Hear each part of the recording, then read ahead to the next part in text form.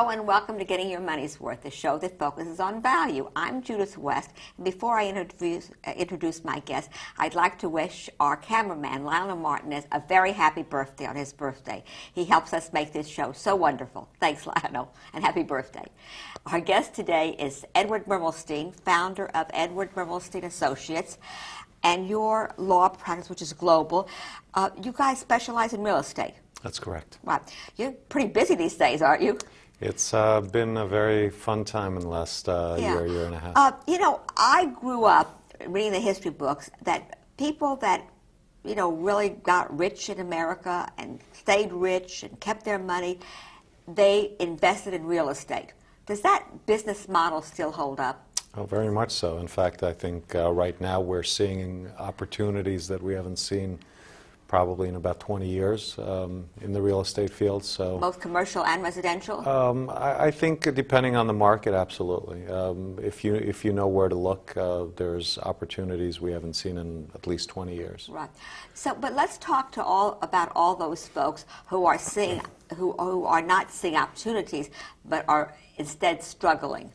A lot of homeowners are in trouble these days. Yes. Yes. Yeah. I don't know that you work with that population, do you? Absolutely. We have.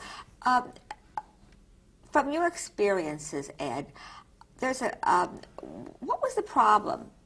People felt that prices would be like trees, just go to the sky, or banks were greedy.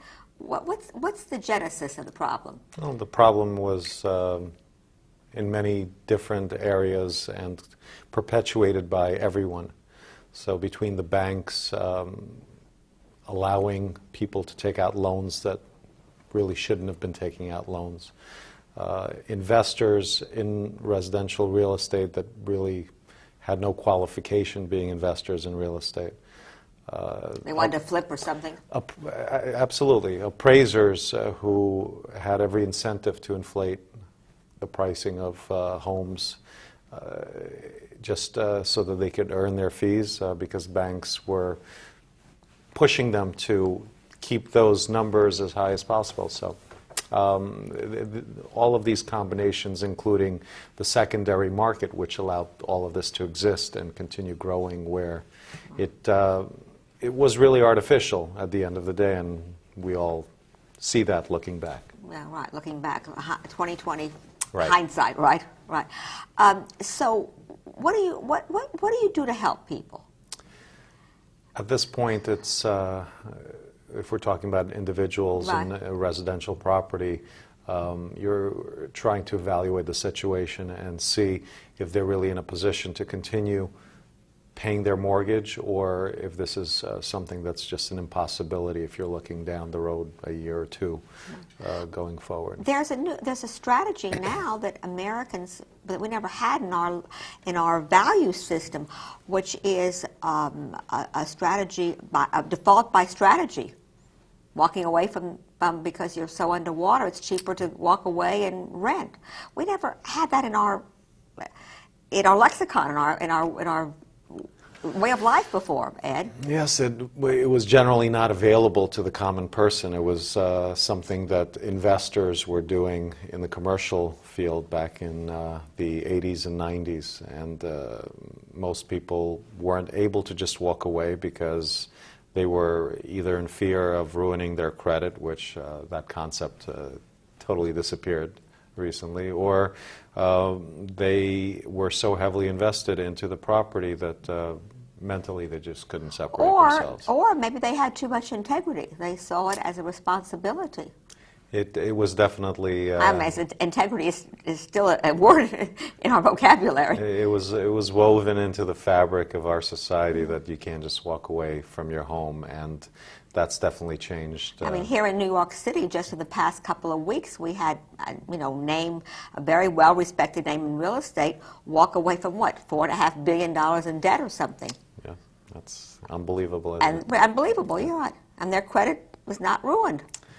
It's wonderful to be in America. Well, I suppose so. But there are folks that say, we hear it all the time on Getting Your Money's Worth, we're doing the right thing. We're paying our mortgage. We're trying, and we can't get any modification. The guy, in fact, I think you have to be default for 3 months or something before you can even talk to a bank. Right. It seems as though the wrong clientele is being rewarded with help. Right. The hurdles that have been put in place in many cases don't make sense. And those who really need to be helped the most are really getting the least amount of help. Right. And there's definitely questions that should be asked, and we have to really think about how to fix this problem, not by just throwing money at it to stop the dam from bursting, but to really figure out the underlying reasons for how all of this came about. Well, I mean, you do this for a living. What kinds of ideas have you come up with to help? Our president said he takes an idea from anybody. Right, and I was going to say that if I had the scenario to fix the problem, I'd be president. But right. Unfortunately, there's no quick fixes, and what's going to happen in the next few years will really fix the problem on its own. And I'm not necessarily one to say let government stay out of this issue, but the more you see money being thrown at the problem, the worse it seems to get. Yeah. Is it just a matter, Ed, of letting the oversaturated housing market, the inventory, just sell itself off at whatever price it sells itself off? And I think what we've seen in history is the only way to let the problem resolve itself is let time go by, because it will resolve itself. The market corrects itself one way or another. Eventually. Right. And we're in a situation here in America where it's definitely much better than the rest of the world. And when I say the rest of the world, we're talking about South America or Europe that has tremendously more problems than we do. And the governments there continue to prop those problems up, basically letting time go by, and things just continue getting worse and worse and worse. And that's one of the reasons why at the end of the day, most of the world looks to America as a way to fix the problem. Yeah, and we do. And we do, somehow. The business of the banks getting themselves so much in trouble, and the TARP money helping them, now not wanting to lend credits. Did that all come from greed? Well, when you allow the system to take advantage of the larger population, the system will continue getting larger and larger and larger, simply because at the end of the day it is greed. So if people are making more and more money with every day that passes and no one is there to say this is wrong, this can't continue, it's going to eventually not just blow up, but hurt everyone that has been involved in the system. So the banking system, in your opinion, can't be allowed to oversight itself. It needs regulation? Well, or is that a bad word? No, there's no question that it needs regulation. The question is who is the right party to decide what that regulation should be. And it's not necessarily the government, but the government, along with the business, has to find a common ground where it makes sense. And it shouldn't be through lobbying. It should be from parties sitting across the table from each other, trying to figure out a way to let the process go forward without stifling it to the point where it can't move first we forward. loaned all this money to help the banks, and now we're busy beating them up. Right. It seems oxymoronic. Yeah, and then it's a question of for how long are we going to continue getting investment into our country from foreign countries, and at which point are they going to be scared and pull their money back, and that will really cause some very serious issues. Your real estate business is global. That's correct. Right. So tell me something. Are you dealing with some of these same problems? You said that in some ways America was better off. Well, one way we're better off is that the market is definitely a much freer market than the rest of the world. we're also the largest market when you're talking about real estate. So what we've gone through in the last 100 years, most countries are modeling their system after what we're doing. For example, many of the planners in China are being brought over from the United States, and they are doing zoning studies for the Chinese government and trying to figure out how to not allow what has happened here to have happened there.